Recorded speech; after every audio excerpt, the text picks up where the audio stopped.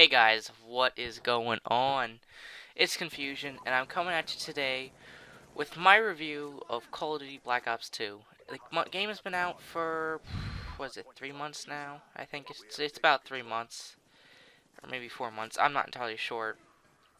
But I want to give you my full honest review as of right now. If you don't know, DLC is just about to come out, and I wanted to do this review before the first DLC came out. Quick thing about the gameplay, actually quick, is I think I die like one or two off of getting my nuclear medal in this game. The beginning's kind of slow, I die a lot. But, stupid phone. But, anyway, yeah, so I think I die like one or two off my nuclear. Actually, if this was live, you guys would have been, pretty entertained because I rage quit really hard. You don't see anything in the game, but I actually slammed my, hand into my desk and his hand got kind of swollen, but, anyway, we'll get on to the topic at hand here in my complete review of Call of Duty Black Ops 2. And honestly, I would have to say this is in contention for the best Call of Duty ever. And reasons for that is everything about this game, like all aspects of this game, I should say, are good to a degree. We'll start with campaign. The campaign was probably one of the best campaigns I've played in a Call of Duty series, partly because of the different way that Treyarch approached the campaign. With the way that you would create your own class, and you got to like choose the weapon you wanted to use from the I think they're called Strike Force missions, which brought a whole new different thing in, where you would just be like in a map, basically a multiplayer map, and my phone's going off again. Uh, but you didn't be like a multiplayer map. You'd be like controlling different squadrons, and you'd have to hold for a certain time or complete a certain objective. It was really cool how the uh, the campaign was laid out. It wasn't the straightforward campaign like we're used to. There were some choices in it, and it really affected the way the ending came out. There's actually three big choices that affected the ending, but there were also smaller choices that affected the gameplay as well. And that's another thing that haven't seen in Call of Duty campaigns before. They're usually just straightforward. You do the thing that the game's designed to do, and you can't change anything about that. But Treyarch really stepped forward and brought out an amazing campaign. We'll move to zombies because I want to save multiplayer for last. Now, zombies has always been a favorite of mine since Black Ops 1. Didn't really play it at World at War too much, partially because when I first started playing Xbox, World at War was already past, so I wasn't there for the first big zombie scene. But starting with Black Ops, I really got into zombies. It's probably my favorite game mode, or like my favorite thing besides multiplayer about a Call of Duty game. And I have to admit, though, I was a little disappointed with zombies so far. With the way they left off with Moon in Black Ops 1, I think a lot of people were expecting to see this amazing map with tons of Easter eggs and stuff like that. But they were kind of lackluster on it. They really didn't deliver the map that I think we all expected. I mean, I guess you have to do the Easter eggs, you have to play in transit mode. And transit mode's not the greatest. You're kind of stuck to having to run with the bus for a while, and then you go around like 3 or 4 times till you have enough money to get your perks, turn on the power, unlock Pack-a-Punch. It's really difficult to get to where you're like safe, where you have your perks, where you can upgrade, where you can get the good weapons. It's just kind of drawn out, and the Easter egg was not very good at all. I never even completed it because there's really, in my mind, no point to completing it because you really don't do anything. All you do is, I think you just basically like power up the the pylon or something like that, and then like you're done with it or something. You have to like kill zombies and power it up or power it down or something like that. So yeah, the Easter egg, not what I think anyone expected, but with Die Rise coming out, it could change my whole opinion on zombies. I still love zombies.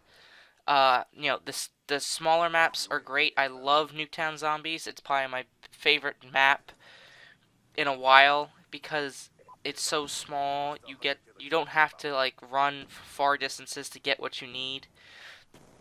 So zombies, it's good, but it could have been better.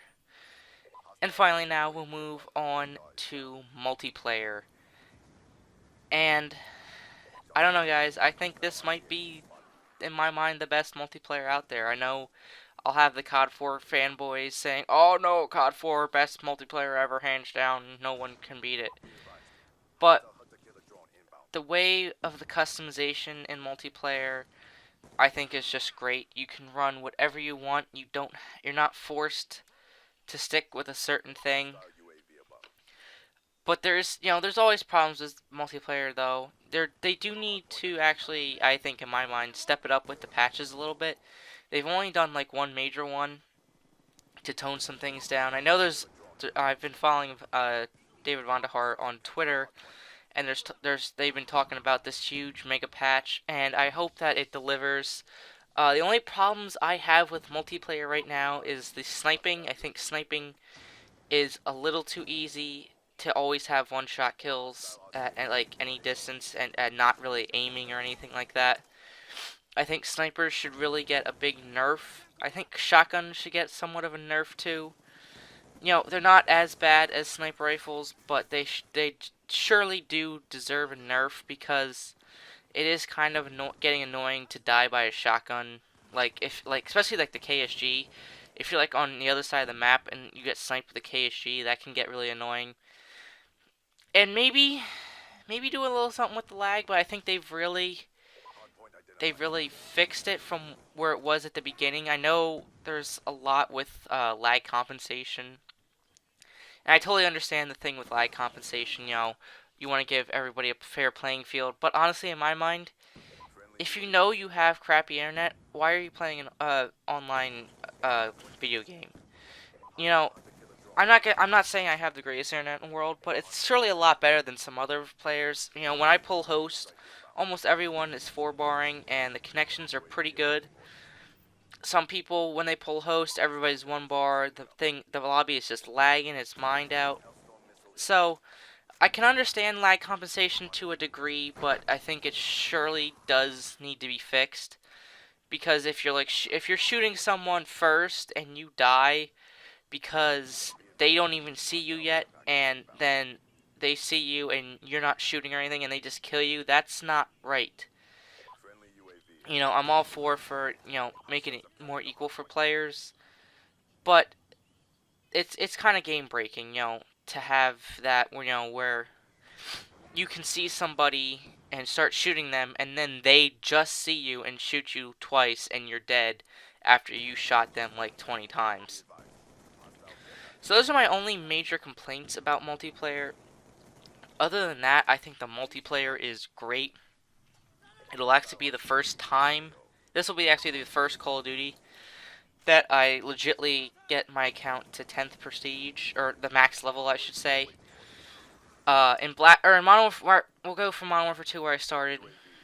Oh, I hacked my way. Oh my god, shoot me or something like that. I don't really care. I did that. It's an old game. What are you gonna do? Black Ops 1, I got to 6th or 7th prestige, and I kind of gave up on it because I was tired. Like, the way the pro perks worked in that game, I was tired of losing the pro perks, then having to do all the challenges over again, so it was kind of annoying. And then Modern Warfare 3, we're not even going to discuss. Complete shit. But yeah, guys, if I would have to rate this game out of 10, I would definitely give it an 8 to an 8.5. Maybe even a 9, but not much higher than a 9 because there is some problems with it, but all games have problems. So, let me know in the comments section down below what you guys would rate Call of Duty Black Ops 2, and let me know if you'd like me to review any other games. And remember to follow me on Facebook and Twitter. to stay up to date with all my updates and videos. And that's pretty much it, guys. So I'll talk to y'all later. Remember, comment, like, and subscribe are always appreciated. So thanks so much for watching, and peace out, guys. Thanks for coming.